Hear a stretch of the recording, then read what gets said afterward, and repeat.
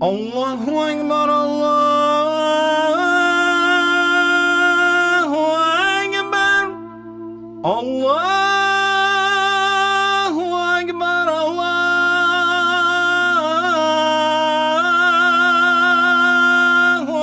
Акбар. Задался себе вопросом, а для чего мне Аллах дал такой голос? Наверное, одна из причин это для того, чтобы читать азан. И вот задался такой целью узнать правильно, как его прочитать, как красиво его прочитать. Ашхаду ан ла иляха илlallah.